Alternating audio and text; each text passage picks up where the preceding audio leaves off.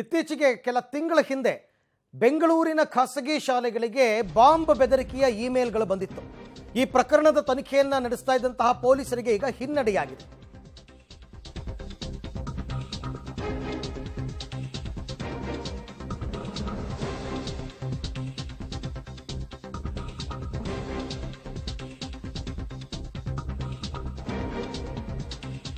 ಯಾರು ಈ ರೀತಿ ಬೆದರಿಕೆ ಇಮೇಲ್ಗಳನ್ನು ಮಾಡಿದ್ದಾರೆ ಅಂತ ಜಿಮೇಲ್ ಕಂಪನಿಯವರಿಗೆ ಕೇಳಲಾಗಿತ್ತು.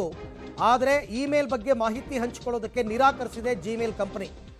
ಡಿಸೆಂಬರ್ನಲ್ಲಿ ಈ ಘಟನೆ ನಡೆದಿತ್ತು. ಒಟ್ಟು 70 ಶಾಲೆಗಳಿಗೆ ಇಮೇಲ್ ಮಾಡಿದ್ರು. ಈ ಸಂಬಂಧ VPN ಮತ್ತು IP ಅಡ್ರೆಸ್ ಪತ್ತೆ ಮಾಡಿದ್ರು ಪೊಲೀಸರು. ಟೆಕ್ನಿಕಲ್ ಎವಿಡೆನ್ಸ್ ಆಧರಿಸಿ ಇಂಟರ್ಪೋಲ್ಗೆ ಪತ್ರ ಬರೆದಿದ್ರು ಪೊಲೀಸರು. ಇಂಟರ್ಪೋಲ್ ನೋಟಿಸ್ಗೂ ಕ್ಯಾರೆ ಅಂದಿಲ್ಲ ಜಿಮೇಲ್ ಕಂಪನಿ.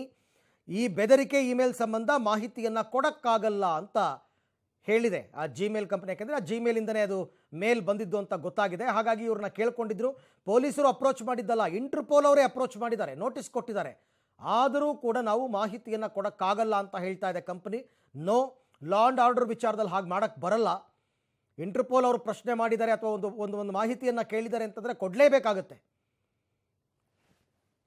ಈ ಬಗ್ಗೆ ಕೂಡ ಮತ್ತಷ್ಟು ಮಾಹಿತಿ ನನ್ನ ಕೊಲೀಗ್ ನಾಗೇಶ್ ಅವರಿಂದ ಪಡೆಯೋಣ. ನಾಗೇಶ್, ಸಾಮಾನ್ಯ ಇಂಟರ್ಪೋಲ್ ಅವರೇ ಇಂಟರ್ಫಿಯರ್ ಆಗಿ ಒಂದಷ್ಟು ನೋಟಿಸ್ ಕೊಟ್ಟು ಮಾಹಿತಿ ಕೇಳಿದ್ರು ಕೂಡ ಕೊಡಲ್ಲ ಅನ್ನೋದಕ್ಕೆ ಬರಲ್ಲ ಯಾವುದೇ ಕಂಪನಿ ಆದರೂ. ಬಟ್ ಜಿಮೇಲ್ ಅವ್ರು ಯಾಕೆ ಹೀಗೆ ಮಾಡಿದ್ದಾರೆ ಅಂತ?